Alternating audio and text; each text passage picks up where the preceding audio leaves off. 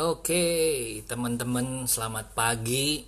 Saya sedang menunggu Pak Thomas ya. Kita akan live IG jam 10 pagi. Ini ada Pak Thomas dari Central Apple Aceh, Lok Semawe. Salam, Pak. Ini Bu Eva dari Surabaya. Bu Meliana Ciknanang. Siap. Ini Chuan Sin. Halo. Kita sedang menunggu Pak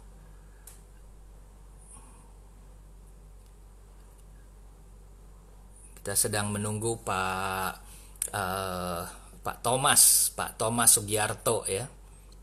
Oke, Pak Jordi, Pak Edi, Pak ini Semilau. Selamat pagi semuanya. Kita nunggu sebentar ya. Kita akan mulai jam 10. Ya, Bu Fungni selalu sehat. Kalau nggak sehat atau nggak live di IG, ini semangat nih. Kita lagi semangatnya.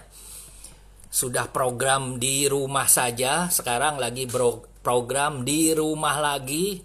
Sebentar lagi kita programnya di rumah terus gitu ya. Wah, ini mudah-mudahan PSBB-nya bisa lebih. Konnichiwa. Mbak, ini bukan Mbak, panggilnya Kakak Wiwis. Apa kabar? Salam dari Tokyo. Aduh, bagaimana dengan Tokyo? Saya membayangkan kakak kita satu ini lagi seneng-senengnya di rumah saja. Ini karena baru merit. Salam, selamat. Pak Sugiarto sudah. Saya sedang sebentar lagi kita live bersama dengan Pak Thomas Sugiarto. Waiting for yes.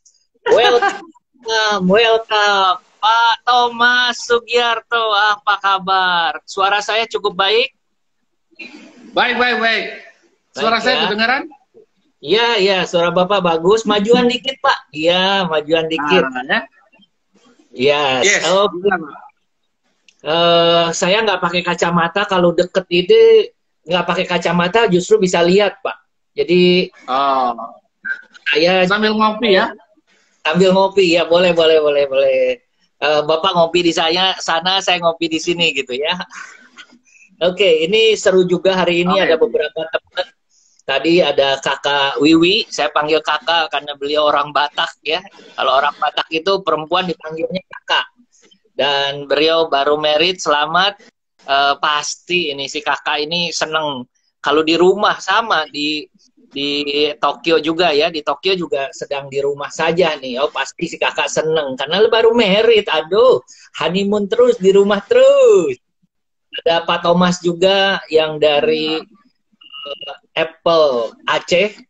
Baru tahu bahwa ternyata bukan di Banda Aceh tapi di Lok Semawe ya. Mas Keta, asoy ya. Oke. Pak Thomas, sambil kita tunggu, mungkin saya akan buka ngobrol-ngobrol dulu gitu ya. Pak Thomas, kalau dari foto, kalau saya tambah gendut, kalau Pak Thomas kelihatannya tambah kuyus. Benar. Dari puncaknya ya, sudah turun hampir 12-13 kilo. Wow. Tapi udah 1 tahun lebih. Iya. Nah, sekarang seberapa tinggi? Sekarang masih mau turun lagi. Ya, sekarang dengan di rumah lagi, ini kan kita bisa ngontrol makan ya, Pak ya? Ya. Jadi makannya udah lebih bisa dikontrol. Tergantung, ada yang bisa ngontrol lebih banyak dan ada yang bisa ngontrol lebih sedikit gitu ya. Ya, betul. Jadi kalau saya sendiri, kontrol sendiri, makannya lebih sedikit. Oke. Makan lebih sedikit. Nah, jadi makan yang tidak membuat jadi gendut lah. Kontrol diri aja. Iya, Tapi ada, Bapak sehari makan berapa kali, Pak? Wah, nggak pernah itu. Tapi yang utama 2 kali, 2,5 lah. Pagi, siang, malam. Oh, oke. Katanya kalau mau kurus, makannya sehari itu adalah 8 kali. Oh, tapi belum tambah yang plus-plus ya. Jadi sekali Plus makan, banyak. iya, sekali makan itu 2 sendok, Pak. Oh, 2 sendok. Wah. Ya, 2 sendok, sudah. Makan daging 2 potong, kecil aja gitu ya. Nah, itu makan sayur kecil 2 sendok, terus tapi makannya 2 jam sekali begitu. Jadi makannya 8 kali. Kerjanya makan terus. Oke. Iya, Pak Thomas, topik saya minggu ini itu adalah restart your business. Restart your business. Saya terinspirasi dengan perilaku daripada kita istri mulai saya. Ya, Pak ya? Ya. Kita udah mulai ya? Sudah kita mulai. Jadi saya punya inspirasi ini karena dari perilaku istri saya, Pak. Jadi istri saya minggu pertama stres. Kenapa? Karena biasanya ke pasar, sekarang nggak bisa ke pasar. Lalu masuk di minggu kedua, mulai coba yang namanya belanja online. Belajar dari anak-anak, lalu mulai dari teman dan lain sebagainya. Tetapi ternyata belanja online itu tidak seperti kita belanja ke pasar. Bapak bisa bayangkan kalau istri saya bilang ke pembantu saya, ke asisten, bilang, Mbak, tolong nanti beli tahu di abang yang ini. Beli tahu kuning, atau tahu pong, atau tahu putih, atau tahu apa. Itu sudah tahu. Kita tahu rasanya seperti apa, banyaknya seperti apa, kualitasnya seperti apa. Begitu kita belanja online, ternyata namanya sama, tahu kuning, tahu putih, tetapi rasanya sudah beda, ya formulanya segala macamnya sudah beda. Nah, ini membuat istri saya stres. Lalu Bapak bisa bayangkan, kita di rumah ketemunya lu lagi gitu kan ya Pak, kemana-mana ketemu yang stres, bisa dibayangkan. Lalu saya mulai ikut-ikutan stres, lalu cari kiri kanan. Yang menarik adalah bahwa saya ketemu satu Instagram Pasar Jaya, lalu saya mulai explore Pasar Jaya ini ada nggak sih pasar yang dekat-dekat rumah. Awalnya adalah dekat-dekat rumah aja, karena dikatakan bahwa Pasar Jaya ini pedagangnya sekarang bisa dihubungi lewat telepon. Dan saya ketemu 2 yang pasar yang dekat dengan rumah. Dan ternyata salah satunya adalah pasar yang biasa istri saya belanja. Bapak bisa bayangin, minggu ketiga kita makan, minggu pertama makan itu yang adanya saja. Minggu kedua mulai stres, mesen misalnya saya ambil contoh tadi tahu. Ini yang lebih real lagi adalah pesen ayam kampung. Yang keluarnya adalah ayam kampungnya, bukan kampung seperti yang kita harapkan. Jadi bisa dibayangkan. Jadi istri saya stres. Lalu minggu ketiga istri saya mulai coba, karena yang jualan itu disebut namanya. Padahal kita tidak pernah tahu nama penjual di pasar yang daging ayam itu, yang ada di pojok itu, yang jangkung itu, yang kumisan atau yang botak atau yang apa. Kita tahunya adalah cuma yang di ujung situ yang botak. Yang sebelah sini yang masuk gang pintu adalah sebelah kiri. Misalnya seperti begitu. Kita tidak pernah tahu. Jadi mulai istri saya mulai riset, teleponin satu-satu. Bang, ini.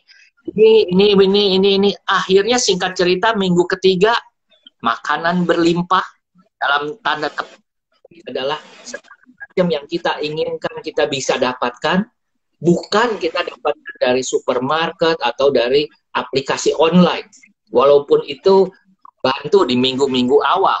Tapi begitu minggu ketiga mulai berbeda. Nah, Bapak bisa bayangkan setelah minggu ketiga jalan, kita sekarang memasuki minggu keempat.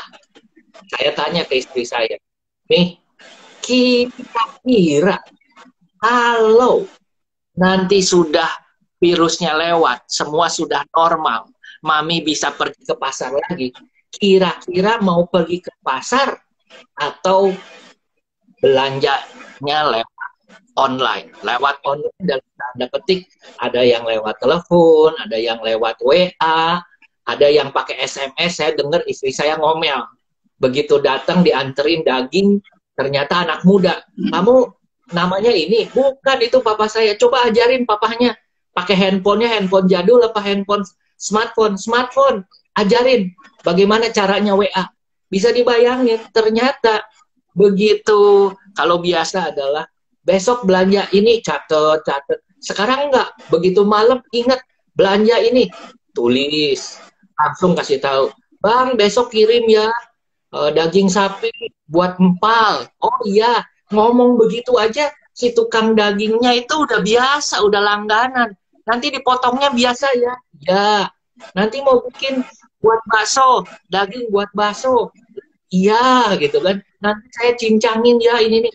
Bapak bisa bayangkan, pertanyaan saya kepada istri saya adalah, setelah ini, apakah dia mau pasar lagi, atau dia belanjanya adalah dengan seperti kayak sekarang, setelah minggu keempat, mungkin minggu ke depan adalah minggu kelima.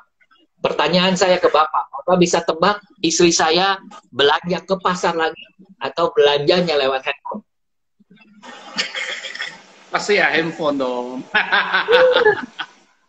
Ini Pak, artinya ide di sini saya mulai muncul. Artinya perilaku selama kita di rumah saja, lalu sekarang di rumah lagi, itu mengubah cara orang jual dan beli. Saya tanya ke yang nganterin, ternyata tukang ikan yang nganterin itu adalah pedagang ikannya juga. Saya bilang, Bang, nggak ada yang nganterin, nggak ada orang lain yang bantuin. Oh, nggak ada. Saya yang bawa motornya, saya yang nganterin. Lalu saya tanya, di sana bagaimana? Yang jualan bagaimana? Oh iya, kita buka pagi, jam 6 udah buka, lalu jam 2 kita sudah diusir, harus tutup. Pertanyaan saya ke tukang ikan ini adalah, Bang, bagaimana ada teman-teman yang terima online semua nggak? Terima seperti begini nggak? Dia bilang, nggak semua. Lalu kalau nggak semua gimana? Saya udah lihat 10 hari pertama udah nggak ada lagi. Maksudnya mereka tutup. Jadi Bapak bisa bayangkan perilaku penjual dan perilaku pembeli di pasar ini berubah. Nah, kalau saya lihat, kita bicara mengenai teknologi, kita bicara mengenai digitalisasi, komputerisasi, online. Saya yakin setelah corona selesai, perilaku dari orang-orang ini juga berubah. Bisa dibayangkan, sekarang itu belum ada startup yang bikin bisa belanja ke pasar. Saya bisa membayangkan gitu ya, ini ide juga. Saya bisa membayangkan istri saya itu taunya bahwa si abang ini, si abang jangkung, si abang kumis, apa si abang botak, apa si abang gemuk gitu ya, yang jualan ikannya itu adalah yang maunya yang di pojok kanan, bukan yang di sebelah kiri, bukan yang si kurus, bukan yang si ini, bukan yang si itu, tetapi yang di kanan. Tapi untuk mencari yang di kanan, dia harus telepon beberapa kali dulu sampai ketemu yang jelas. Bisa dibayangkan kalau sudah ada aplikasinya gitu ya, begitu ada fotonya, bisa pesen di situ gitu ya. Terus si tukangnya juga bisa ngeliat pesannya kapan saja, ingatnya misalnya bisa dibayangkan kalau dengan aplikasi ini saya lagi membayangkan. Kalau pakai aplikasi pesannya misalnya saya mau pesen ikan A, dikirimnya adalah hari apa, maunya jam berapa, lalu ukurannya berapa, dan lain sebagainya. Bayangkan, Pak. Kalau ini terjadi, artinya apa? Artinya perubahan perilaku karena gara-gara kita di rumah saja membuat segalanya berubah. Saya nggak tahu. Kira-kira menurut Pak Thomas, saya perkenalkan teman-teman, Pak Thomas ini seorang sahabat yang lama sekali saya kenal, dan Pak Thomas ini menurut saya adalah seorang pebisnis yang serba bisa. Saya kenal beliau adalah waktu di properti, lalu belakangan adalah financial advisor, sekarang adalah agrobisnis, dan saya yakin masih juga banyak perusahaan-perusahaan yang lainnya. Silakan Pak, mungkin Bapak bisa tambah kurangkan saya punya prolog tadi. Silakan. Oke, jadi mungkin menurut bayangan saya adalah gini. Corona ini, ya, kasus corona ini adalah satu kasus yang sifatnya global, ya, kondisi global yang menyebabkan terjadi perubahan yang sangat signifikan ke semua orang, ya, sehingga mengubah kebiasaan-kebiasaan yang sebenarnya sudah seharusnya kita lakukan karena perubahan teknologi, ya. Tapi karena selama ini, karena kondisi masih seperti biasa, kita tidak menganggap itu satu keperluan. Tapi karena situasi corona ini menyebabkan kita terkurung di dalam rumah, ya, maka kita terpaksa harus lakukan banyak hal yang tadinya kita nggak suka. Ya. Dan sebenarnya situasi kena corona ini ada tiga situasi. Tiga situasi tergantung kita di posisi mana, ya. Dan seberapa cepat kita adaptasi. Posisi pertama adalah kita melihat corona ini, apakah kita masih sampai hari ini, apakah kita masih dalam kondisi kekhawatiran, ketakutan, kemudian kemarahan dan sebagainya. Kalau kita masih di posisi seperti itu, maka pikiran kita akan tertutup. Ya. Nah, masuk ke fase kedua adalah fase pembelajaran. Fase pembelajaran adalah kita sudah nyadari, oke, ini situasi nggak bisa diubah kembali ke semula. Ya, ini adalah satu situasi yang harus saya adaptasi, kemudian harus saya belajar banyak hal, ya. Kemudian saya harus lakukan berbagai perubahan kebiasaan-kebiasaan dan sebagainya. Nah, masuk ke fase ketiga adalah fase yang namanya pengembangan. Ini saya belajar dari kebetulan postingan seorang teman baik, ya. Tapi itulah memang satu hal yang harus kita pahami. Pengembangan dalam arti adalah diri kita sudah siap. Oh, ini situasi perubahan. Nah, kita sudah siap mentalitas untuk menghadapi semua itu. Bukan cuma hanya fokuskan kepada diri sendiri. Kenapa sih? Kenapa sih? Kenapa sih? Tapi kita melihat, ini sudah terjadi sesuatu. Sekarang tinggal kita mau fokuskan ke pribadi, untuk kepentingan pribadi atau untuk kepentingan bersama, yang akhirnya juga untuk kepentingan kita. Contoh misalnya, banyak yang akhirnya tumpuk makanan dan sebagainya. Mau panik, kemudian beli masker dan sebagainya. Akhirnya apa yang terjadi? Menyebabkan harga naik, kan? Menyebabkan terjadi apa-apa, kan? Nah, akhirnya semakin banyak orang sakit. At the end, ketika dia lengah dikit, dia kena juga, kan? Nah, andai kata mindsetnya adalah, oke, saya tidak ini supaya semua pakai. Nah, ketika semua pakai, walaupun saya punya sedikit, kemungkinan saya kena juga sedikit. Betul nggak? Nah, mindset itulah yang mungkin harus di-readjust. Nah, menurut pengetahuan psikologis yang pernah saya pelajari, satu keadaan dalam arti kebiasaan, itu akan berubah dan bisa jalan mulus melewati 21 hari. Nah, jadi kalau cerita Pak Anton tadi, istri awalnya marah-marah, kemudian karena kondisi, kemudian mau nggak mau harus belajar, try and error, salah dan sebagainya, ya. And then sampai menemukan satu titik yang namanya titik kebiasaan baru. Makanya kenapa sekarang sudah nggak mau lagi, betul nggak? Nah, sebenarnya situasi ini kita dalam kehidupan sebelum COVID pun, kita harusnya sudah punya kemampuan untuk itu. Beradaptasi terhadap perubahan, dan yang terbaik, bukan beradaptasi sama perubahan, tapi adalah memprediksi perubahan. Sehingga ketika kondisi sebelum datang, kita udah prediksi dulu kemungkinan apa yang terjadi. Nah, sehingga kita tidak akan stres atau hadapi apapun dalam situasi seperti itu, Pak Anton. Nah, jadi fenomena yang dialami oleh istri Pak Anton itu adalah sesuatu yang memang sangat wajar terjadi. Dan menurut saya, buat teman-teman yang lain juga begitu.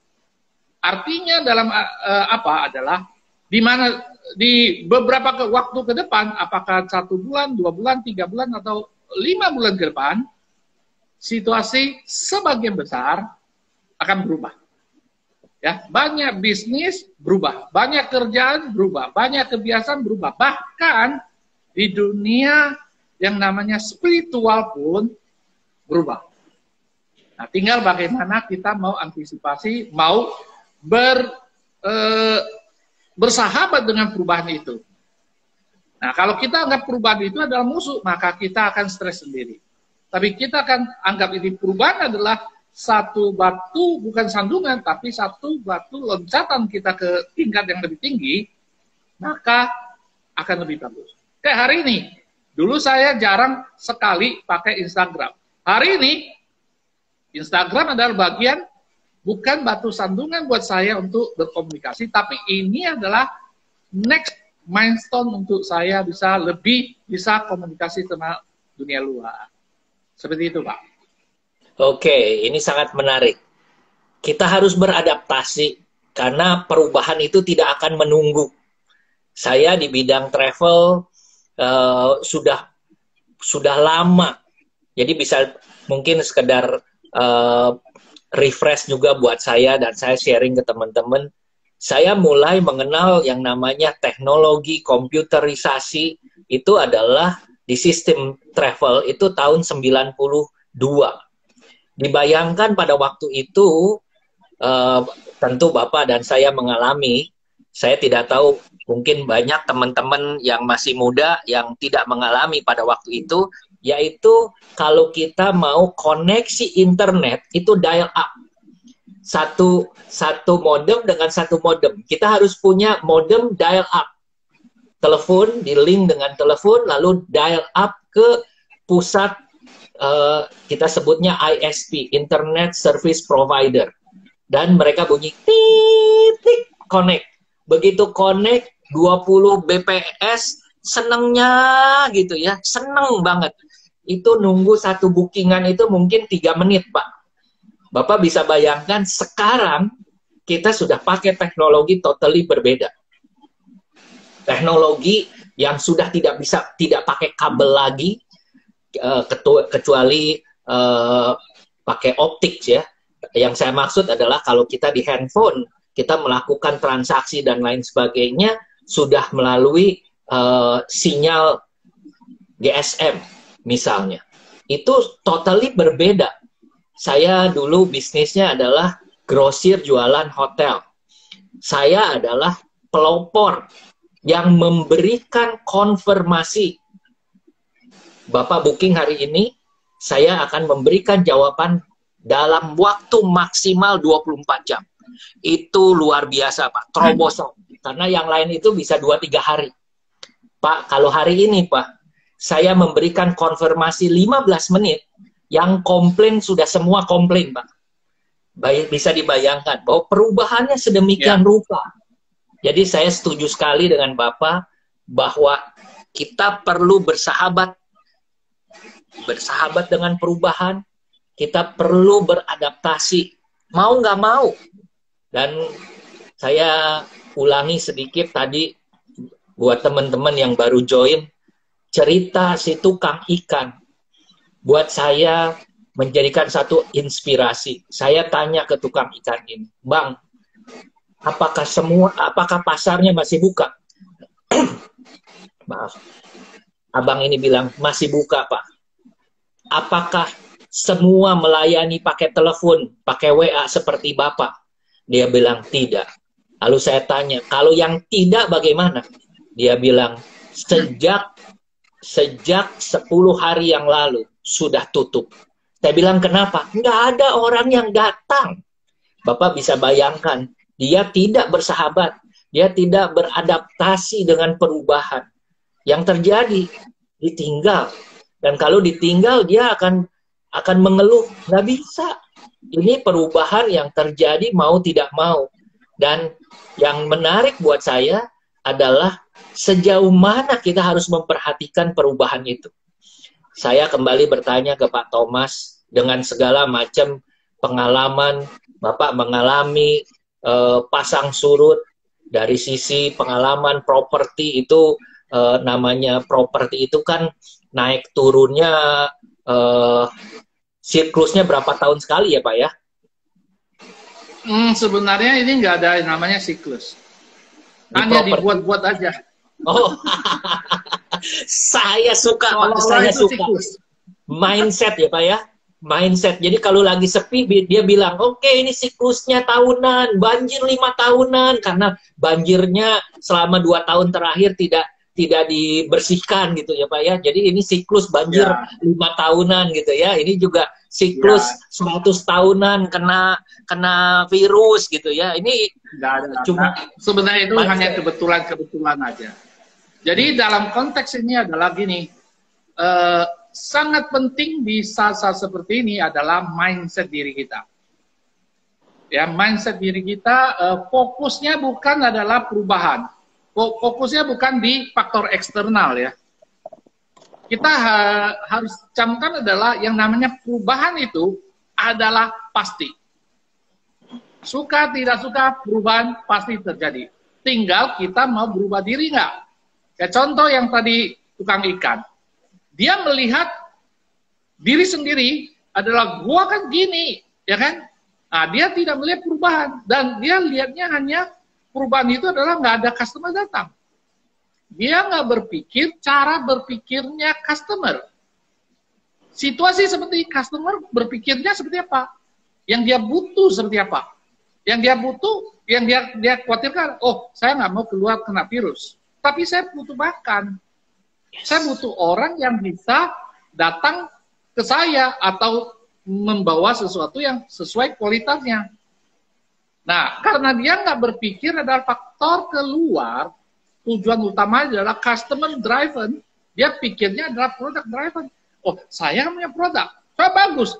Emangnya lu bagus? Lalu apa gitu loh? Gimana nganternya itu kan yang penting, betul nggak? Nah, jadi seperti itulah yang kita harus sadar. Di bisnis apapun saat ini terjadi perubahan, ya. Tapi sesungguhnya kita kalau mau berpikir lebih jujur, apakah benar saat ini krisis?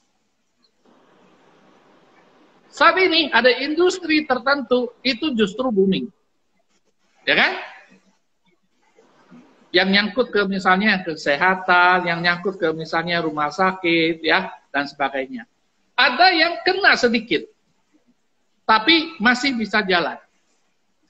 Ada yang kenanya cukup parah.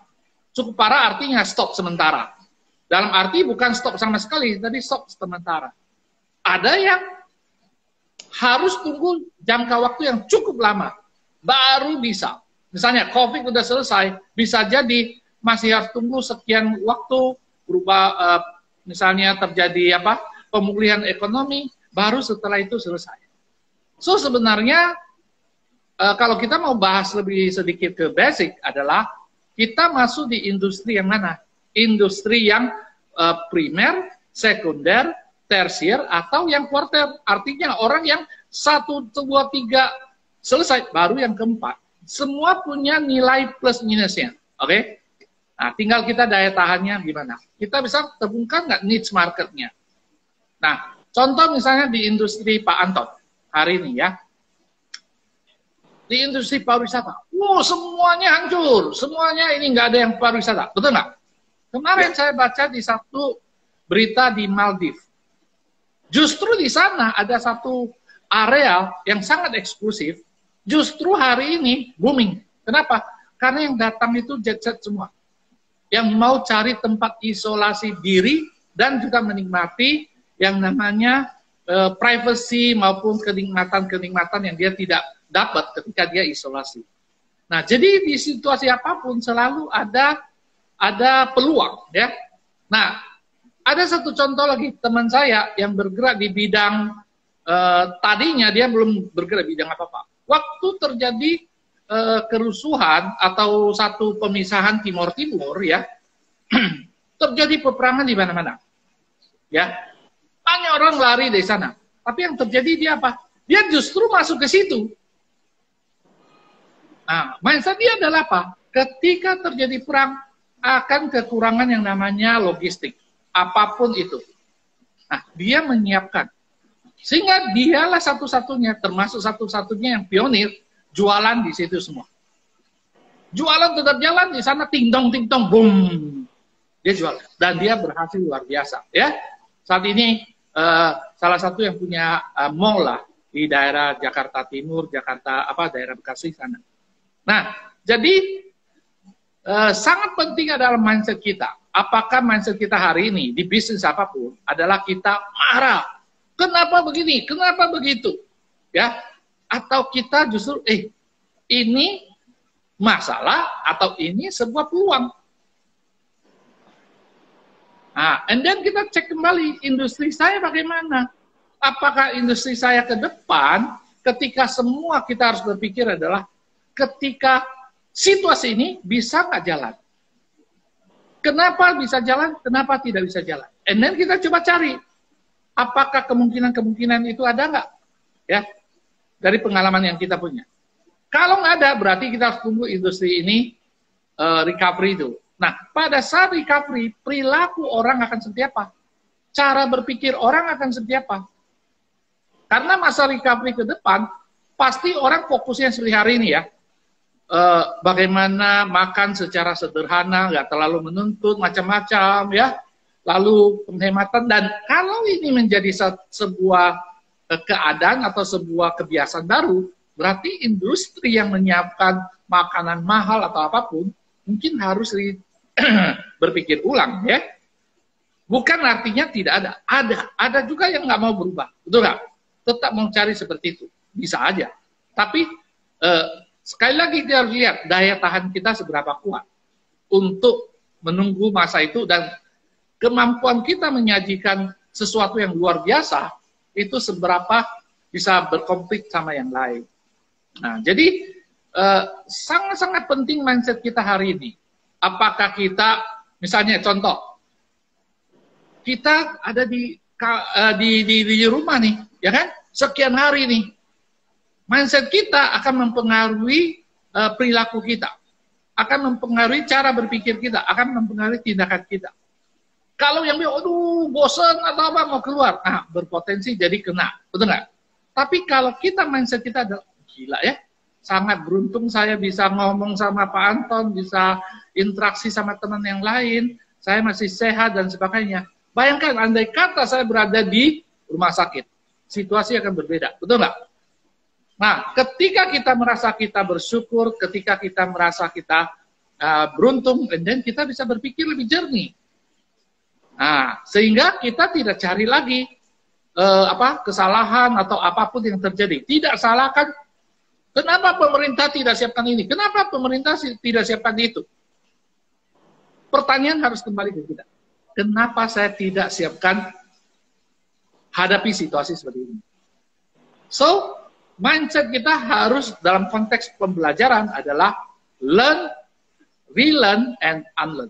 Belajar ulang, dan membuang apa yang dulu mungkin kita pernah belajar, tapi membuat kita tidak berkembang. Kira-kira seperti itu, Pak Anton. Keren. Pak, saya pengen pendapat Bapak dari sisi properti, Pak. Kemarin saya bicara dengan Pak Michael Ginn. Beliau juga selain punya network marketing, beliau juga punya latar belakang perusahaannya adalah di properti juga. Yang menarik, beliau mengatakan bahwa setelah ini, next level, cara jualan di properti akan mengalami perubahan. Saya 2 tahun yang lalu di Shanghai.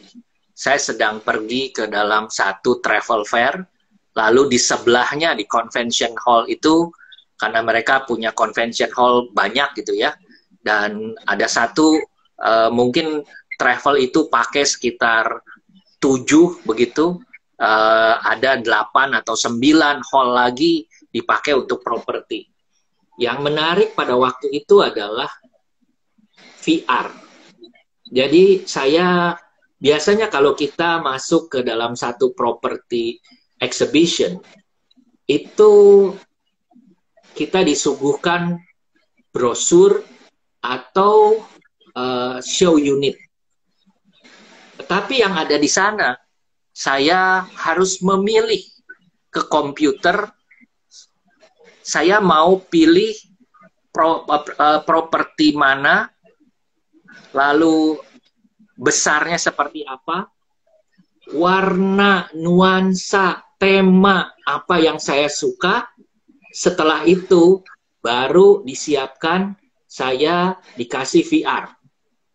Saya kaget, Pak. Kaget kenapa? Karena saya menginginkan apartemen saya seperti apa di VR itu mendekati sekali. Mendekati apa yang saya inginkan. Dan 360 derajat. Saya kemarin bertanya ke Pak Michael. Pak Michael mengatakan, ya sekarang trennya menuju ke sana. Saya nggak tahu. Bagaimana menurut Bapak? Apakah ini tidak terlalu canggih buat kita yang pengen datang ke properti, lihat-lihat? Kita itu kan, kalau mau beli properti itu kan lama ya Pak ya. Lihat dulu, nggak ada. Begitu lihat, jatuh hati, jatuh cinta di pandangan pertama langsung jadi gitu kan, jarang. Mereka pengen lihat kalau untuk tinggal sendiri, kalau buat untuk invest mungkin berbeda. Mereka lihat dulu, bandingin dulu daerahnya, lalu nanti maunya seperti apa, dan lain sebagainya. Dan itu feel touch-nya mesti ada. Apakah dengan online, properti memungkinkan dirubah? Silakan, Pak. Sangat mungkin, Pak. Sangat-sangat mungkin. Ke depan, semua, bukan cuma properti aja, semuanya yang lain juga.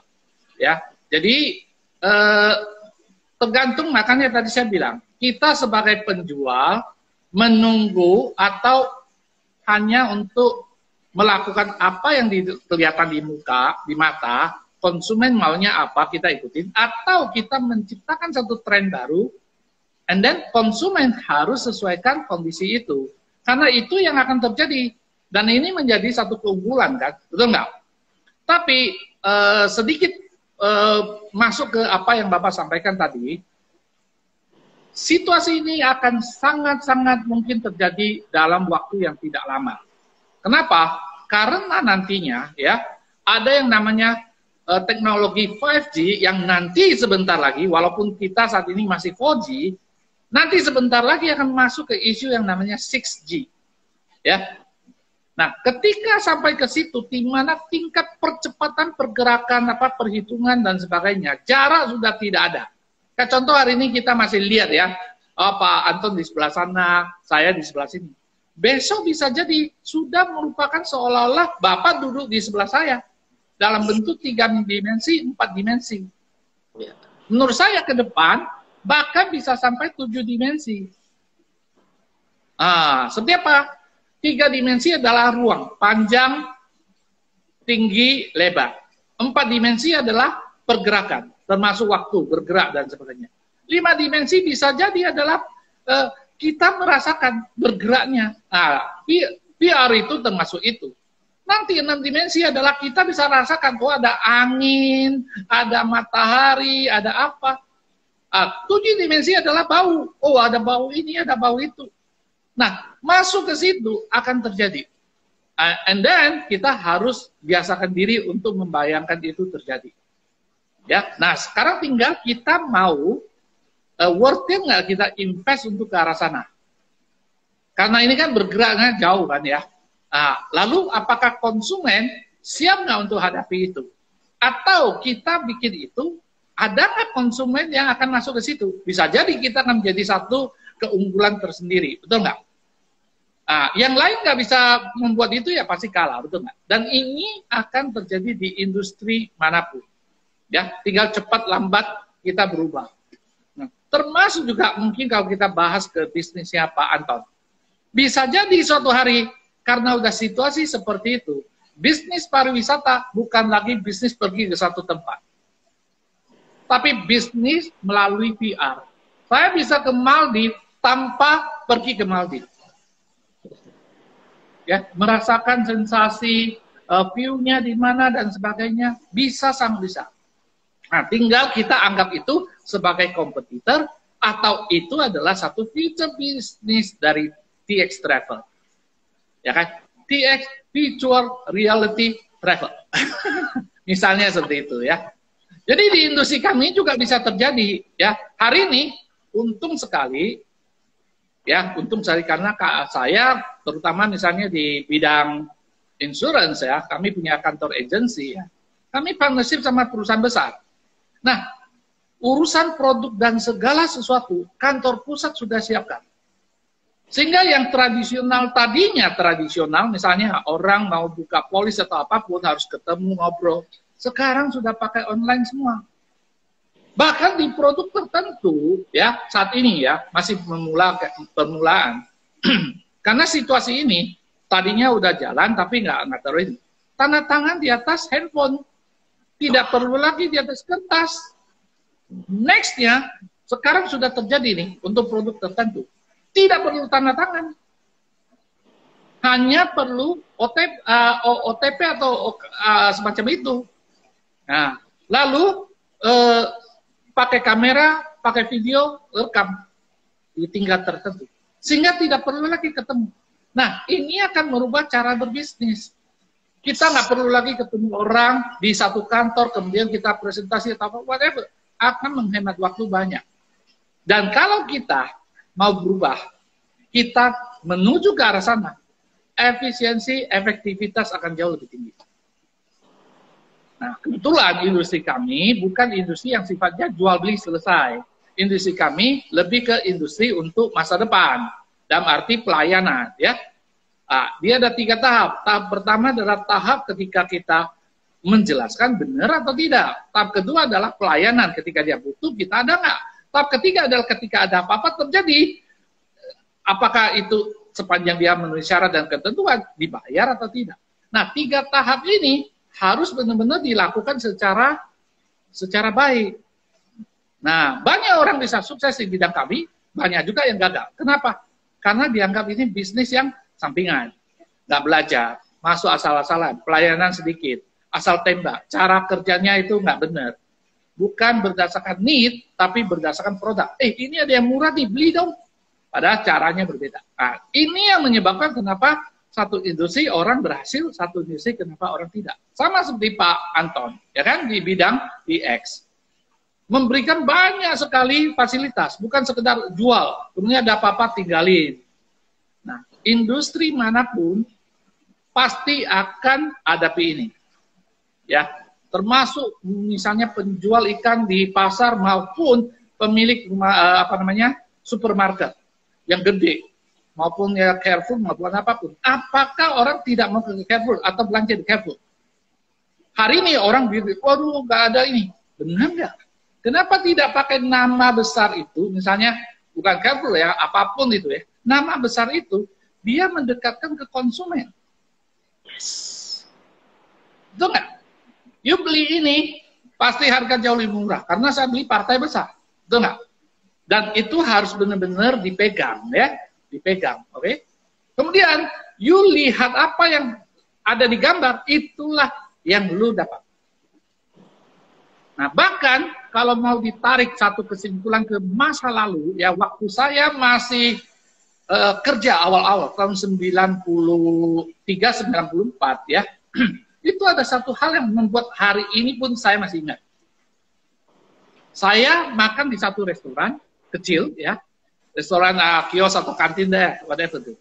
Saya pesan minuman es jeruk atau es apapun. Saya pesan sesuai gambar datang. Tapi apa yang terjadi? Bukan cuma sesuai gambar datang. Dikasih satu gelas kecil, ini tambahannya. Kalau kamu habis itu, mau tambah, masih bisa tambah. Ekstra. Nah, so kalau kita mau bisnis kita jauh lebih baik, bukan cuma sekedar kerjakan standar. Tapi ya biang standar. Misalnya restoran. Apa sih yang paling penting?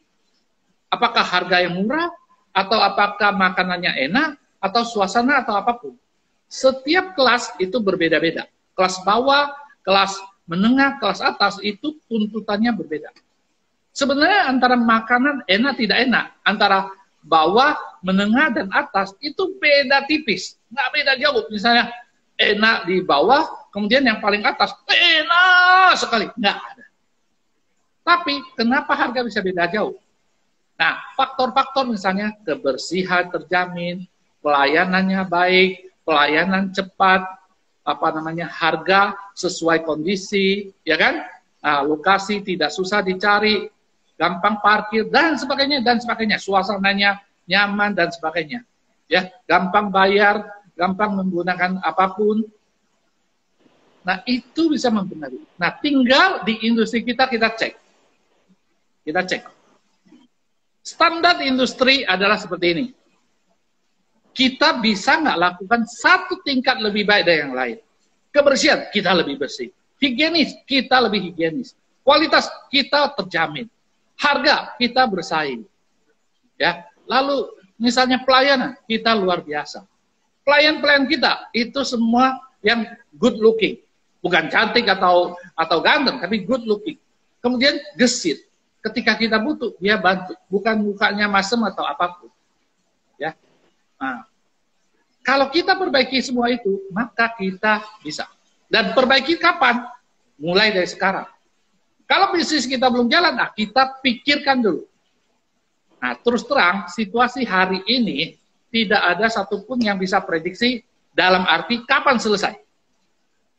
Kapan selesai. Tapi pertanyaannya bukan masalah kapan selesai. Apa yang kita bisa lakukan di masa ini? Apakah kita mau tetap menunggu situasi selesai baru jalan? Atau kita mau review kembali? Apa yang kita bisa lakukan dengan bisnis kita? Andai kata, tidak temukan apa yang bisa kita lakukan. Oke, kita harus berpikir untuk memulai bisnis yang lain. Menjual yang lain. Ya, melakukan yang lain. Bukan kemudian menyalahkan misalnya apakah itu pemerintah lah atau faktor X lah, faktor Y lah, betul nggak? Nah, satu hal yang menarik belakangan ini teman saya, dia punya mungkin antara 7 sampai 10 bisnis. Oke, 7 sampai 10 bisnis. Karena situasi ini hampir sebagian besar tutup dan tidak jalan. Tapi apakah dia lalu menyesali atau marah-marah atau whatever? Tidak. Dia banting setir. Banting setir, dia pikir ulang. Hari ini yang dibutuhkan orang apa? Sembako. And then dia masuk ke sembako. Apakah hanya untuk sementara? Tidak, dia bilang. Kalau memang ini bagus, saya akan terusin menjadi salah satu bisnis saya. Nah, ini kan mindset yang harus kita miliki, betul nggak? Nah, sehingga kondisi ini akan merubah cara berpikir kita, merubah cara perilaku kita, dan merubah kegiatan kita. Yang akhirnya tidak membuat kita stres, tapi justru kita optimis. Selesainya corona, kita punya bisnis sudah running. Sama seperti di industri kami. Nah, hari ini kita juga berpikir semua, apa sih yang bisa dilakukan? Menjadi lebih baik, menjadi lebih luar biasa. Orang yang sama, masuk di industri kami ini, dia komplain, oh ini nggak bisa pergi, nggak bisa ketemu. Tapi ada juga yang banyak closingan. Kenapa? Pakai tidak usah ketemu, hubungi orang dan sebagainya. Nah itu Pak. Oke, ini menarik. Satu, adaptasi. Kedua adalah tadi mungkin kreatif.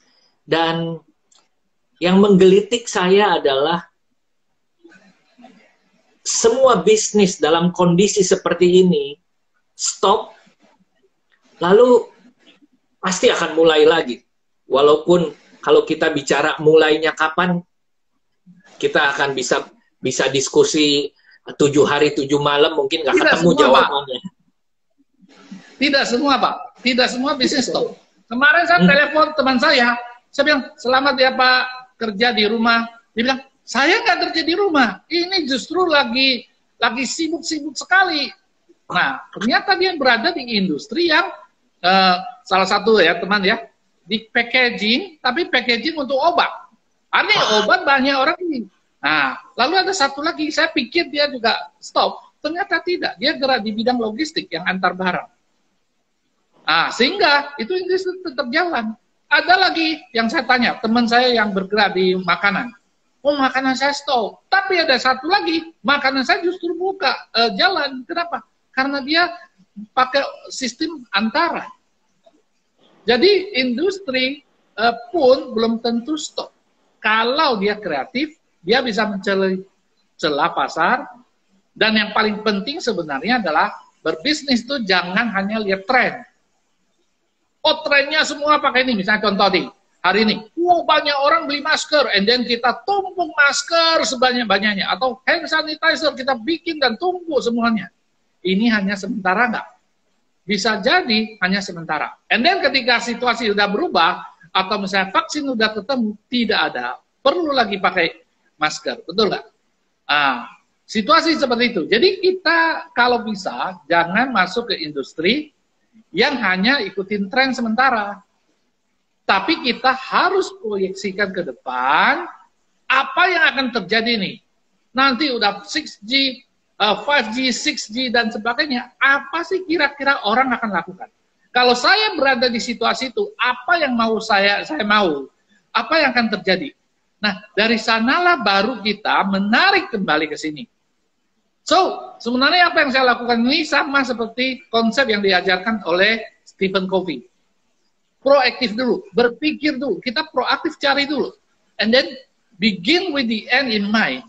Begin at the end in mind dalam arti adalah apa yang kira-kira akan terjadi di masa depan. And then kita baru tarik ke depan. Posting-postnya apa yang harus kita susun. Nah, dari situ selesai, baru kita pikir lagi. Bagaimana menciptakan yang namanya win-win solution. Ini udah hubungan. Jangan, I win, you lose. You win, I lose. No. You win, I win. Nah, fokus utama tetap adalah customer yang untung dulu. Jangan kita yang untung dulu. Customer untung dulu, baru kita untung karena customer untung. Nah, next, baru understand to be understood. Mengerti dulu kebutuhan orang, baru kita dimengerti. Nah, next, synergize. Synergize dalam arti ada apakah sesuatu bisnis harus kita lakukan sendiri? Atau kita bisa kolaborasi dengan yang lain. Ya, termasuk juga adalah apakah saya harus punya uang baru saya bisa bergerak? Tidak. Kalau saya punya satu skill, bagus. Ada orang yang punya uang, ada orang yang punya koneksi, ada orang yang punya tempat, ada orang yang jago manajemen, saya punya ide, bisa gabung. Bisa gabung dan buat bisnis. Tapi nomor satu adalah kita harus yang namanya trusted and trust others. Kita nomor satu harus jadi orang yang bisa dipercaya dulu. Punya integritas baik dan sebagainya. Dan perbanyak mencari orang-orang yang bisa dipercaya. Orang yang pegang komitmen, orang yang punya prinsip kerja yang benar. Dan saat-saat ini adalah saat yang tepat untuk memilih teman-teman yang bagus. Apakah teman yang ngomongnya depan bagus, tapi belakangan, lulu gua. Karena gak ada untung, hilang semua. Ini adalah pekerjaan yang harus kita lakukan sebagai seorang pebisnis maupun seorang pekerja, whatever itu. Ya. Nah, sehingga kita baru bisa loncat ke depan, Pak. Kira-kira gitu. Keren. Saya teringat dengan pada suatu waktu saya tanya ke papa saya. Papa saya ngajarin, papa saya bukan seorang yang jago bisnis. Beliau adalah seorang pengecer toko elektronik. Jadi praktis, simple aja.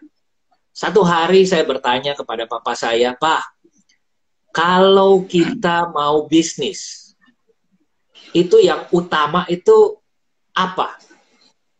saya kaget dan tidak paham pada waktu papa saya mengatakan, bisnis itu yang utama adalah bukan cari untung. Bisnis itu yang utama adalah memberikan value kepada yang beli sehingga orang itu akan balik lagi. Lalu saya bilang, dalam persaingan, orang mengambil keputusan untuk mengambil kesempatan dalam situasi seperti kayak sekarang, masker, saya lagi butuh. Karena saya lagi butuh, berapapun saya bayar.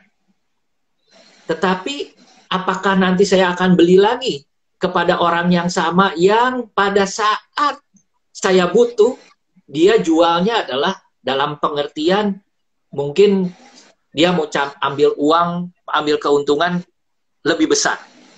Tetapi ada juga penjual yang dia bertanya, Pak Anton, perlu berapa? Saya masih ada nih masker, dulu saya belinya 20.000, sekarang buat Pak Anton saya jualnya 20.000 lagi. Bapak bisa bayangkan, orang yang menjual kepada saya dengan harga 20.000 zaman sekarang, saya akan ingat dia seperti kayak tadi Bapak teringat di warung itu yang udah 20 tahunan yang lalu gitu kan. Mungkin Bapak sampai sekarang nggak ingat itu orangnya siapa, tidak ingat. Tetapi pembelajarannya Bapak akan ingat terus. Dan waktu itu saya belakangan baru paham bahwa menjadi penjual bukan cuma sekedar cari untung, tapi memberikan value. Value dalam tanda petik, Bapak saya mengatakannya adalah membantu orang. Bagaimana kita bisa membantu orang sehingga orang itu merasakan value-nya dan dia akan menjadi loyalis. Saya nggak tahu. Benar sekali, Pak. Benar sekali, Pak. Jadi, ini ada dua tipe. Seringkali kita mungkin pikir, oh semua orang berbisnis. Tapi sebenarnya ada dua tipe. Tipenya apa? Adalah tipe pedagang atau tipe pebisnis. Tipe pedagang adalah transaksional. Pokoknya gua jual, kau untung. Udah selesai. Urusan besok-besok orang rugi atau apapun, kita nggak pikir.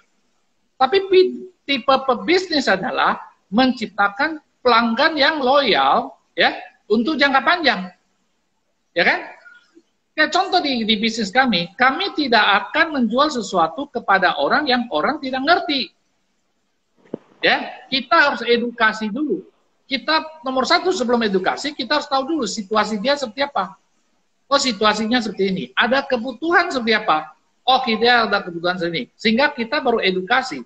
Edukasi kamu butuh ini, butuh ini, butuh ini. Nah, apakah habis itu kita jual langsung? Tidak juga, Pak. Kita harus cek dulu keuangannya. Potensi keuangan di masa depan seperti apa? Potensi kemungkinan apa yang terjadi. Baru kita first thing first. Mana yang duluan dulu, setelah itu dia tahu, oke, next-nya dia harus butuh apa, berikutnya dia apa lagi. Sehingga kita menciptakan long term bisnis yang panjang. Nah, di bidang kami, nasabah tidak bisa ambil lalu besok tutup. Nggak bisa. Kita akan jadi masalah di mata klien, di mata perusahaan juga. Ya kan? Sehingga kita jaga benar-benar. Jadi ketika ketemu orang misalnya, kita tidak fokus, oh saya mau jual ini ya, mau jual ke orang itu ya, oh ini target market saya ini korban saya, ini segala sesuatu. Enggak.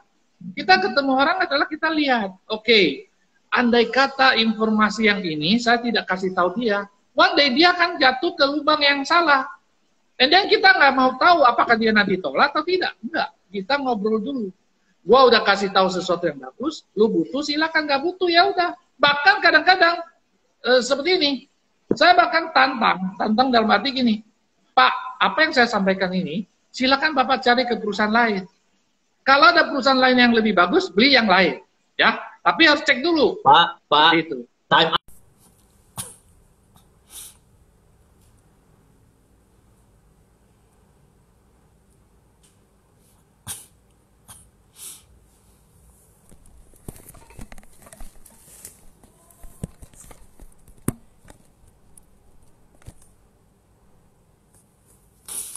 Ya, karena time out, teman-teman kita eh, mulai lagi ya. Terima kasih sudah eh, ikut, sudah join di obrolan. Tapi memang seru banget ya, Pak Thomas ini seorang pebisnis, seorang entrepreneur, seorang yang menurut saya sangat-sangat hands on di bisnisnya. Saya mengenal beliau sudah lama sekali dan beliau sangat konsisten ya, sangat konsisten dengan apa yang beliau lakukan. Kita tunggu beliau masuk lagi ini. Ya, keren Pak Iswanto. Kita lagi nunggu Pak Thomasnya. Pak Thomasnya masih belum masuk.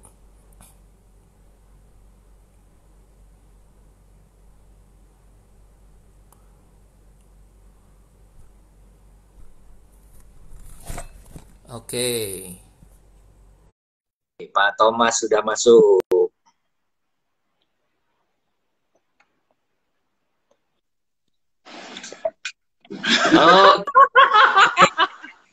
Oh, kena time out, Pak. Oke. Pak, silakan diteruskan lagi, Pak. Ini lagi seru-serunya nih. Kita lagi tegang. Tadi sampai di mana ya? Tadi sampai di mana? Saya lupa.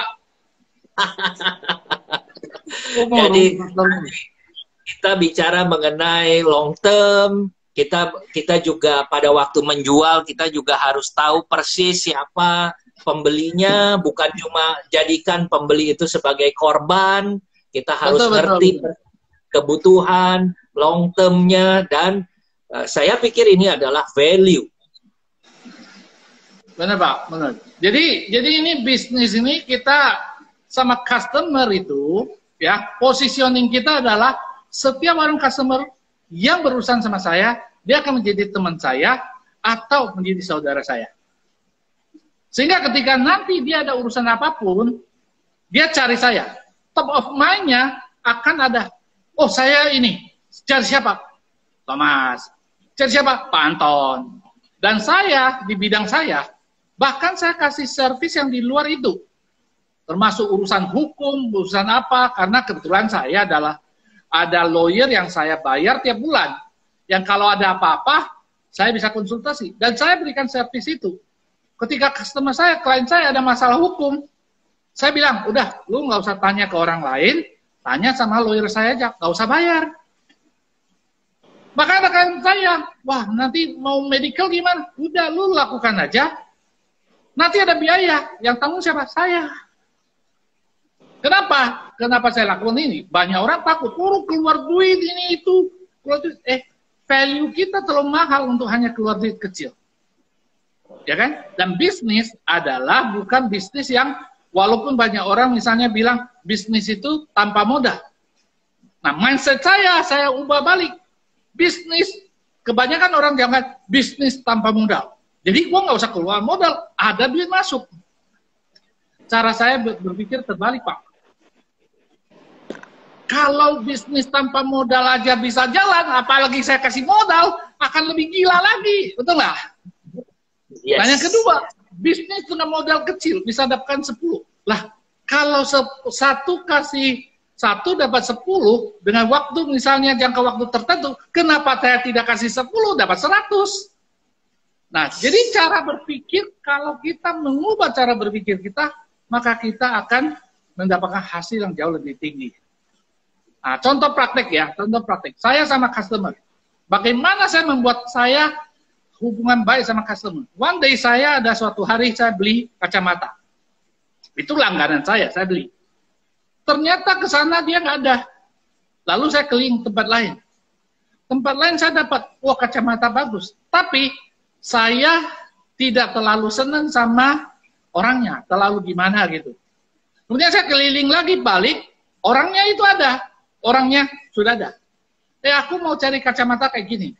Ya cek, oh ternyata kita nggak ada. Oh yang di sana, yang di toko sana ada. Oh di sana ada, tapi ini nanti lu beli, nanti gua ambil sana kan kemahalan. Dia bilang, gak ada masalah. Mahal gua beli sama lu. Ya lu yang untung, bukan sana yang untung. Nah waktu itu beda harga mungkin sekian puluh ribu atau 100.000. Tapi apa yang terjadi? Saya menciptakan satu kesan yang mendalam di hatinya. Sehingga ketika one day saya butuh apa, pasti nggak saya telepon atau apapun, nggak ada masalah sama sekali. Bahkan dia barang kirim dulu, baru saya bayar atau apa. Nah inilah yang mindset seperti itu harus kita miliki sebagai seorang entrepreneur. Nah kayak hari ini, saya sudah walaupun bisnis masih ya begitu kecil lah ya, nggak banyak juga. Tapi mindset saya adalah seolah-olah saya sudah berada di level yang tinggi. Dalam arti, one day, hanya perlu saya cari orang yang percaya sama saya, hanya perlu saya cari orang yang bisa mempunyai kemampuan yang saya butuhkan, digabungkan, bisnis akan meledak di mana-mana. Saya percaya itu. Kenapa? Mindset kita mengangkat ke arah sana. Bukan, oh saya cuma begini, nggak mungkin lah sana, nggak mungkin. Nah, yang dibutuhkan di bisnis tingkat atas adalah apa? Orang yang bisa dipercaya. Orang sana itu udah sangat-sangat mau apapun bisa. Tapi yang dia butuhkan ada orang yang bisa dipercaya. Kalau saya bisa menjadi orang yang bisa dipercaya, orang yang bisa diandalkan, hanya masalah waktu bisnis akan terjadi.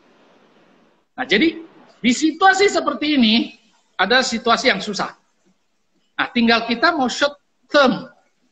Gua cari untung di mana-mana, membohongi orang atau membuat orang rugi, atau justru disinilah kita harus menanam bibit-bibit kebaikan.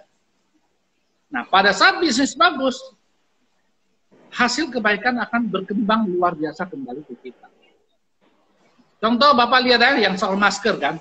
Ada satu toko ibu-ibu di daerah mana, di Jakarta Barat sana atau Jakarta Utara sana kan.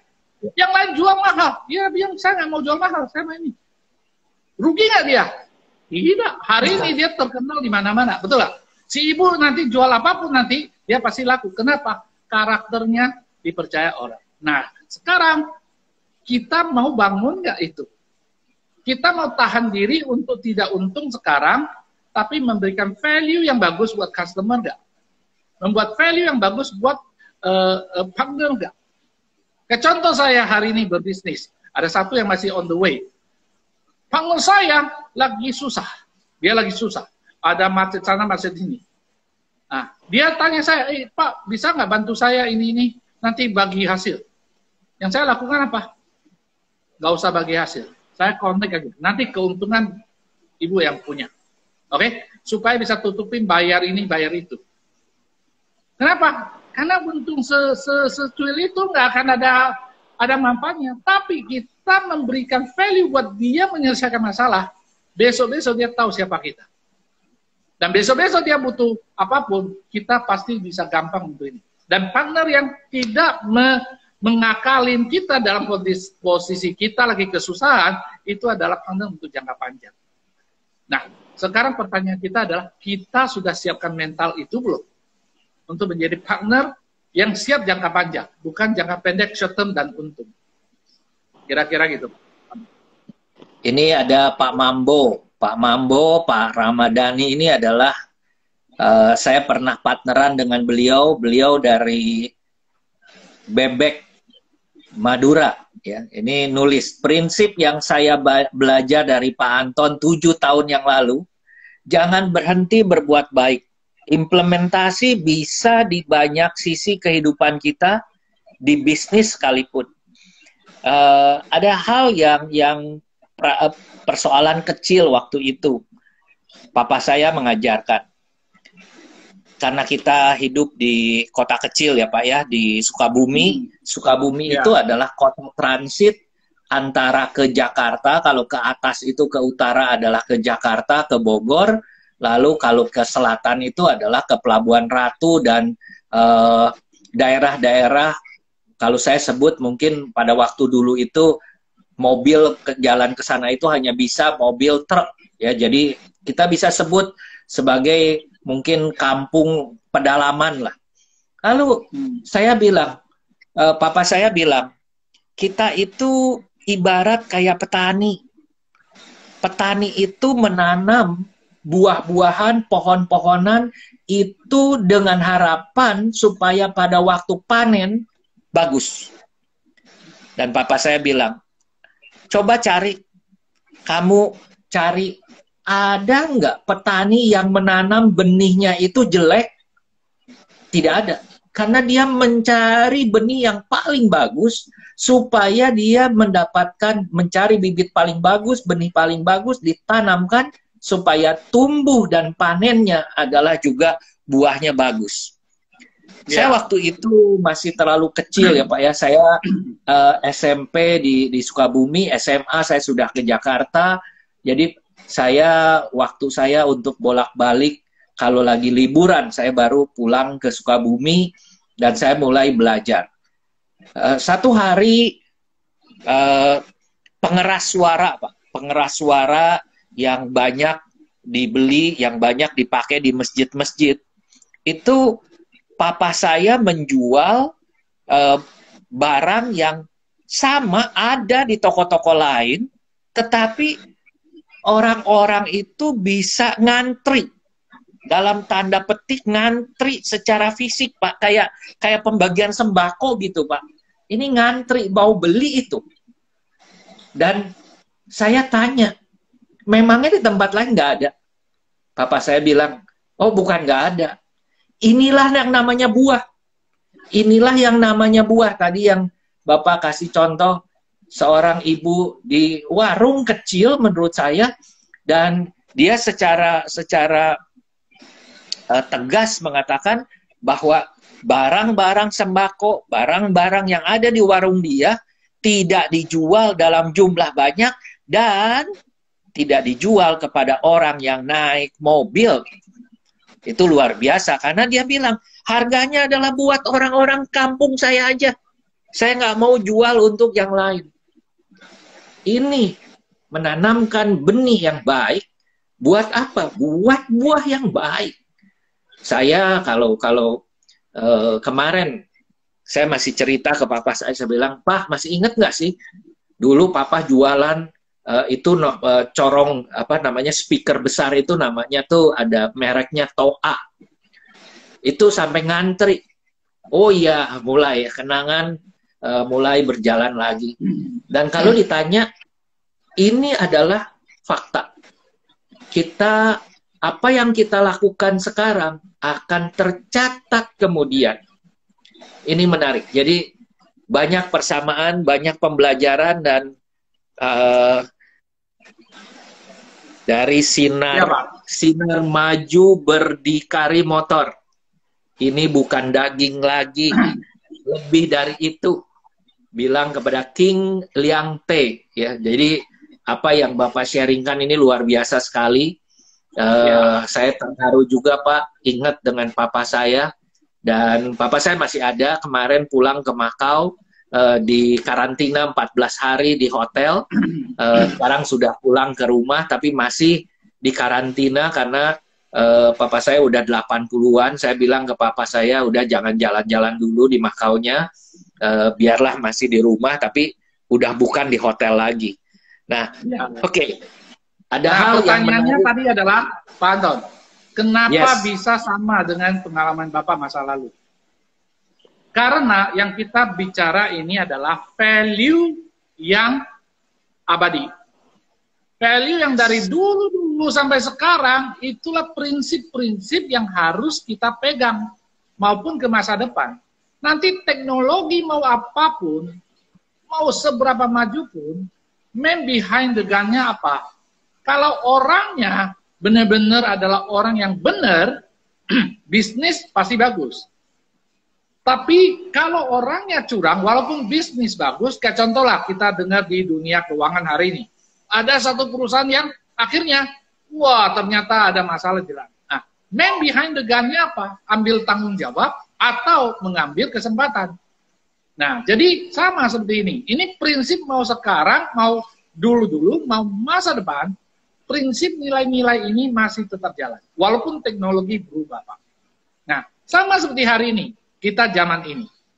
Situasi hari ini, ya, Ya, apakah kita mau cari untung atau kita harus berbuat amal? Ya, atau sekedar hanya promosi untuk diri sendiri pakai merek personal. Nah, menurut saya situasi ini adalah amal dulu, next aman, baru berikutnya amin. Maksudnya apa? Berbuat amal, berbuat baik dulu. Ketika misalnya si ibu tadi yang di toko atau apapun, dia berbuat amal baik, maka ketika nanti anggaplah ya situasi berubah atau apapun ada yang nggak benar, menciptakan hal-hal kerusakan dan sebagainya, lingkungan sekitar akan membuat dia aman, menjaga keamanan dia, betul nggak? Berikut kondisi membaik, maka situasi akan menjadi amin buat dia, karena bisnisnya akan berkembang nantinya. Nah, sama seperti hari ini, banyak perusahaan yang atau personal atau apapun, yuk kita lakukan, misalnya maaf ya, bukan nggak benar, tapi bagus. Tapi apakah itu yang bisa kita lakukan? Ya, untuk situasi ini. Sumbanglah, inilah, itu, dan sebagainya. Bagus. Nah, yang saya lakukan, saya nggak melihat itu. Yang saya lakukan adalah kita lihat keseluruhan. Ya, contoh salah satu program yang saya bikin namanya Gerakan Nasional Gotong Royong Swasembada di RT serentak se-Indonesia. Oke? Pusatnya kok nasional. Saya lihat situasi. Saat ini ekonomi lagi slow down, betul nggak? Ya, semua mengalami masalah.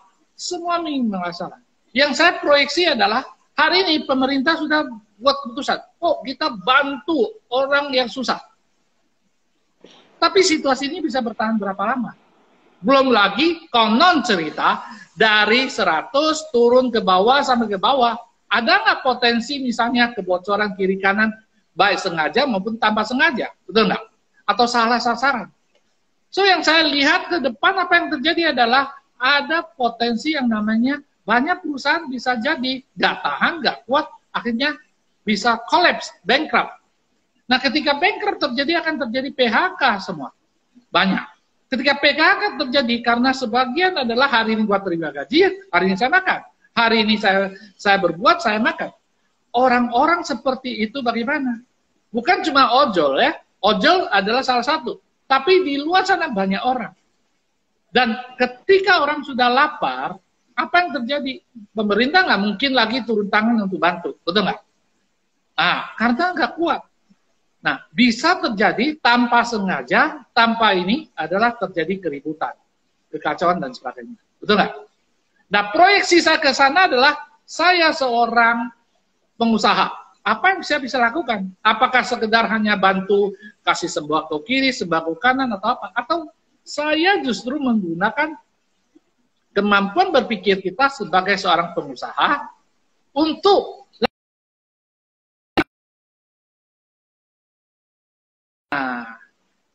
ya, akhirnya yang saya lakukan adalah apa? Muncul ide, bagaimana kita ciptakan satu swadaya. Swadaya, kalau masalah kelaparan tingkat nasional, maka kita pecah dari kecil-kecil. Tingkat RT. Setiap RT urusin masing-masing. Orang mampu membantu orang yang tidak mampu. Ya, bukan orang mampu, orang kaya, bukan. Setiap orang tanya diri sendiri, saya mampu nggak? Saya hari ini masih makan nggak? Besok makan nggak? Lusa makan nggak? Kalau ada, kasih sedikit. Secara sukarela. Supaya tetangga saya yang tidak mampu makan, bisa makan. Nah, kalau setiap RT bisa mengkoordinasi seperti itu, maka teman-teman kita yang terpaksa harus keluar cari makan hari ini, cari duit hari ini untuk makan, dia akan berada di rumah, betul nggak? Teman-teman kita juga takut kan, yang namanya COVID. Tapi kelaparan untuk keluarganya lebih menakutkan lagi. Nah, kalau kita bisa bantu seperti itu, mereka akan di rumah. Kemudian dikasih lagi masker. Supaya masker tidak mahal, bikinlah masker yang tidak 100% kualitas terbaik, tapi paling tidak bisa saling jaga. Kemudian diedukasi. Tolong ini, tolong itu. Sehingga masing-masing bisa di rumah. Isolasi diri. Lalu bagaimana makanannya? Disiapin, distokin. Setiap minggu sembako datang, ya. Kalau yang tidak bisa dimasakin, bikin nasi bungkus. Kemudian dikasih masker. Diatur lagi, jangan sampai orang kerumunan. Yes, dibagi tempat-tempat tertentu. Dan diambil, dijadwalkan. Jangan setiap orang semua datang bersamaan. Nah, masalah ini bisa kita jaga tidak kerumunan, jaga distancing, social distancing, dan lain-lainnya.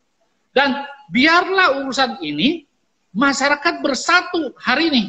Lakukan bersama-sama, sehingga apa yang terjadi? Tidak ada istilah, maaf misalnya, orang Jawa, mau orang Chinese, mau Batak, orang Melayu, mau orang Bugis, mau apapun. Siapapun itu, dan mau agama apapun. Mau Muslim, Buddha, Kristen, dan sebagainya. Semua kerja bersama-sama. Demi kemanusiaan. Demi kebaikan. Tidak bertanya lagi macam-macam. And then apa yang terjadi?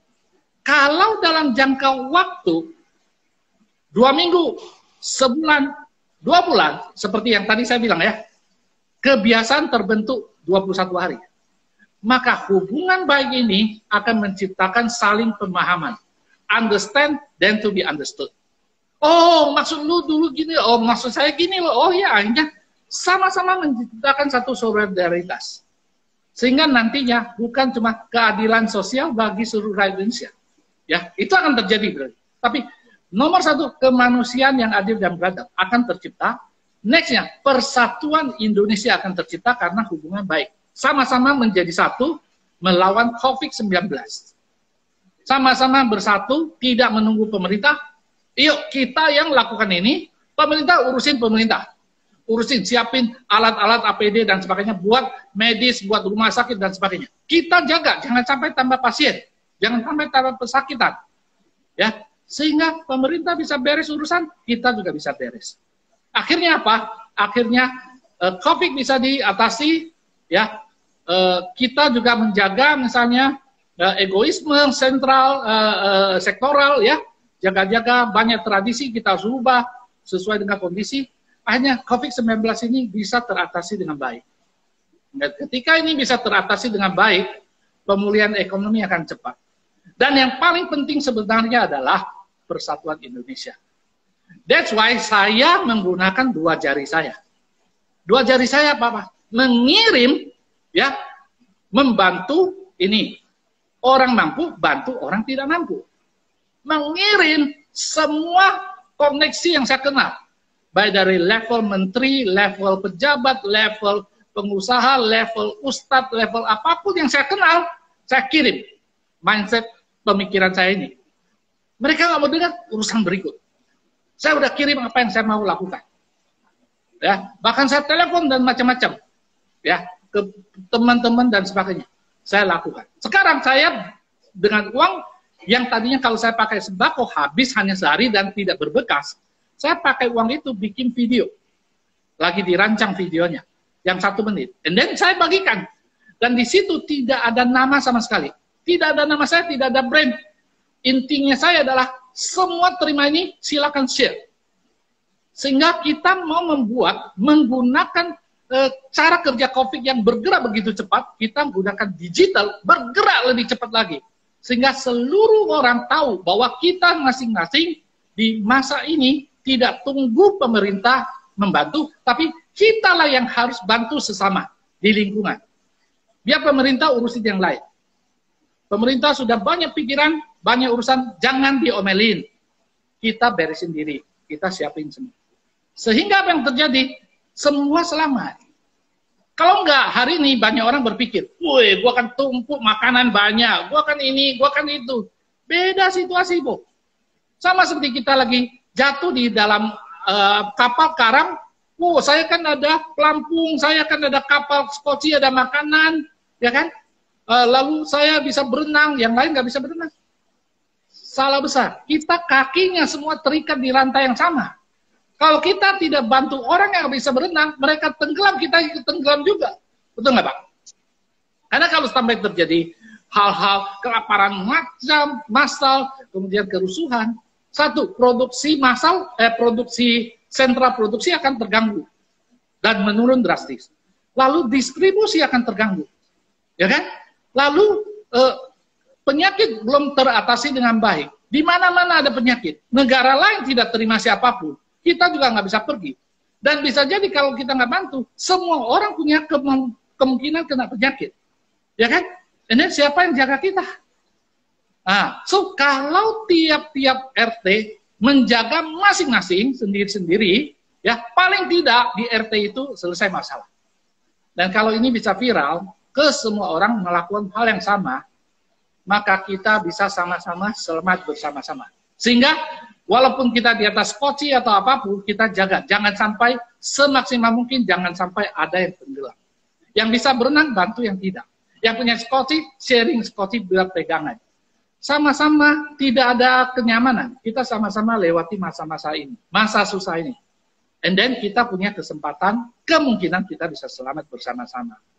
Nah, dengan uang yang sama, ya, yang bisa jadi saya share sama orang misal untuk sembako atau apa, itu tidak berbekas. Tapi dengan saya lakukan ini, dengan kemampuan 2 jari, dengan niat yang baik, kita menciptakan vibrasi. Dan vibrasi ini salah satu yang sudah terjadi di beberapa tempat, ya, salah satu di Jakarta Barat, mereka bahkan gandeng 3 RT, 3 RW, bukan RT, 3 RW, gabung semua ini. And then bayangkan betapa banyak orang miskin di daerah sana sudah terselamatkan, ya, tanpa saya kenal, tanpa saya tahu, tapi mereka selamat. Tidak tunggu pemerintah datang dan sebagainya. Pemerintah pasti mau berbuat baik, tapi bisa jadi perjalanannya bisa jadi masalah. Betul nggak?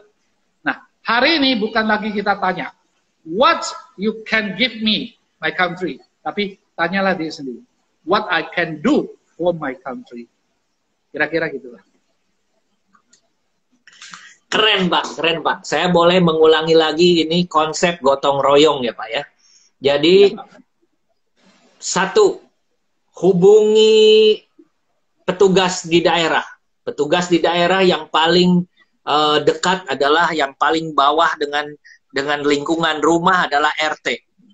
Ajak RT untuk diskusi mengenai konsep ini. Ini artinya kan konsepnya tidak macam-macam, tidak ada harus nyumbang berapa, harus yang penting adalah bagaimana saling membantu. Yang mampu dia nyumbang 10.000, ya nyumbang 10.000, yang mampu 1 juta ya 1 juta, dan dari hati.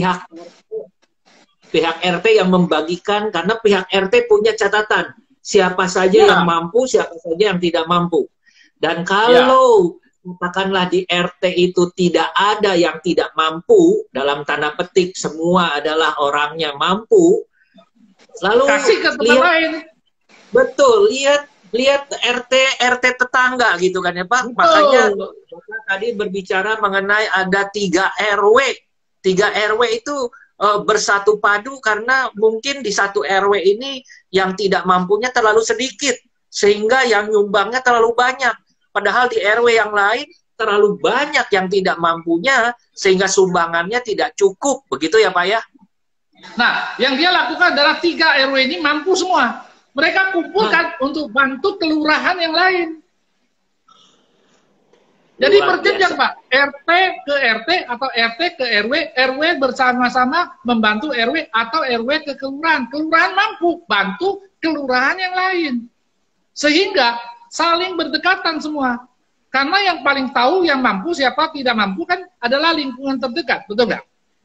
Sehingga kita bisa bantu selesaikan masalah. Sehingga juga kita bisa mencegah, bantu pemerintah mencegah terjadi, tanda kutip ya, adalah korupsi misalnya ya. Sehingga uang yang sama bisa dipakai untuk memberi APD yang lebih baik, yang lebih berkualitas dan sebagainya. Sehingga kita bisa save life. Bantu orang tidak sakit, menyebabkan bantu dokter-dokter tidak perlu kewalahan, kecapean, akhirnya dia bisa kena juga, betul nggak? Nah, jadi setiap tindakan, apakah kita orang mampu atau kita tidak mampu, mempunyai kontribusi besar untuk menyelesaikan masalah ini. Kita semua pahlawan. Keren, keren. Pak, nggak kerasa nih, udah 1 jam, udah 1 jam lebih. Banyak inspirasi. Yang terakhir, Pak. Kita mau nggak mau, pada waktu kita sudah mungkin eh, 4 minggu, 5 minggu, 6 minggu di rumah. Pada waktu kita memulai lagi, banyak yang bisnis dalam tanda petik adalah restart your business. Menurut Bapak, apa perubahan itu akan pasti terjadi? Menurut Bapak, tadi berulang kali Bapak mengatakan lebih kepada mindset yang harus dirubah. Kalau kita lihat keliling di Jakarta ini, seberapa besar sih Pak perubahan ini akan terjadi? Lalu kita mesti apa yang perlu kita siapkan selain tadi mindset, kreativitas, adaptasi? Yang terakhir Pak, monggo silahkan. Nah, sebenarnya gini ya, kalau saya gambarkan supaya yang lebih visual ya. Ibaratnya hari ini kita kena ini adalah gempa. Oke? Saat ini gempa masih terjadi nih. Gempa belum berhenti, Pak. Nah, bukan masalah gempanya yang terjadi yang jadi kita harus concern. Yang kita harus concern adalah tsunami berikut yang akan terjadi. Tsunami berikut itu adalah apa? Adalah bisa jadi kalau situasi berlangsung lama dan tidak teratasi dengan baik, ya, bukan artinya dalam konteks, bukan artinya pemerintah tidak lakukan loh. Pemerintah udah usaha mati-matian, betul nggak? Tapi yang namanya ini skala yang bahkan global, yang negara besar-besar pun kena dan sangat-sangat parah, betul nggak? Tapi sekarang yang kita harus lakukan adalah apa? Adalah harus menyiapkan diri. Bagaimana bukan mengcover kembali situasi hari ini ya, mengcover kembali bisnis gimana jalan. Bisnis bisa jadi akan totally berbeda. Tapi adalah bagaimana kita jangan sampai ekosistem yang sudah terbentuk ini hancur berantakan. Rusak semua. Nah, porsi kita, bagian kita apa? Porsi kita, apa yang kita bisa kontribusi? Ya, sehingga kita bisa, bukan cuma kita yang benar, tapi lingkungan kita, orang-orang yang kita kenal, kita bantu benar dulu, mindsetnya dulu. Jangan asal sebar hoax, jangan asal bikin keresahan, jangan apa. Masing-masing stop itu.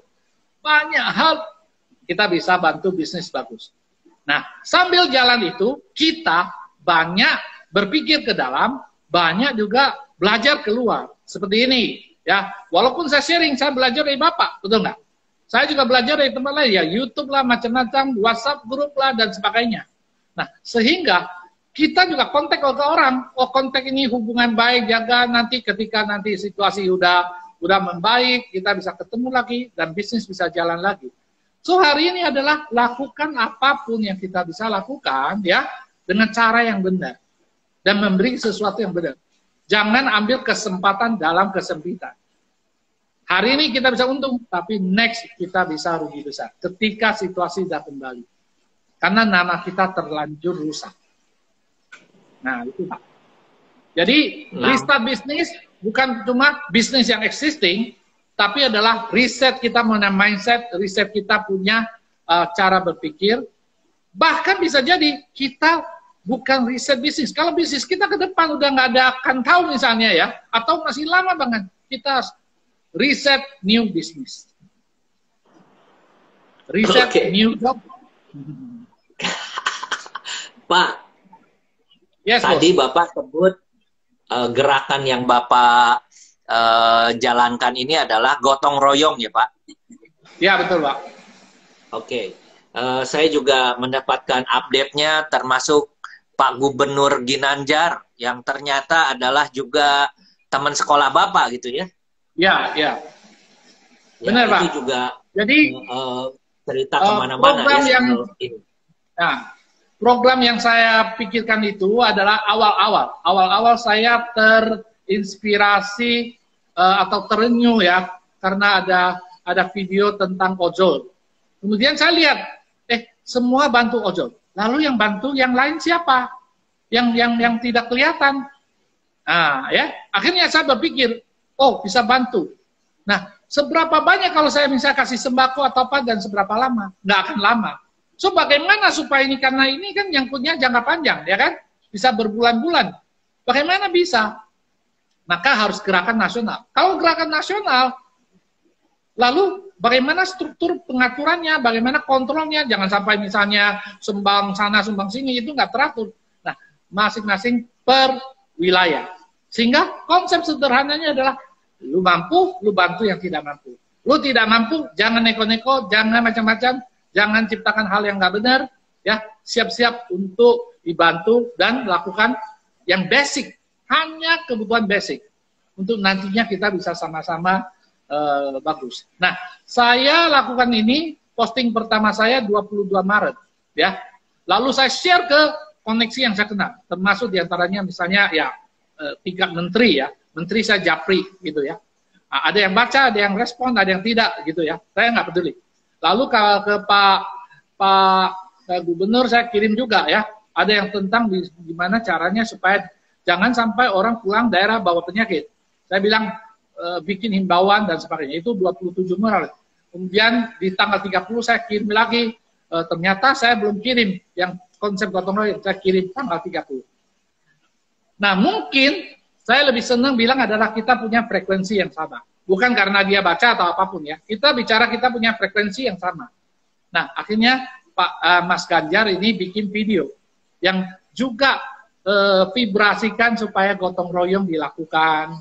Ya, dan beliau juga konon ceritanya adalah mau ajak orang lain, gubernur lain lakukan hal yang sama. Dan kalau itu bisa dilakukan bersama-sama, saya lebih senang adalah bukan pemerintah yang lakukan, tapi adalah swasta yang lakukan.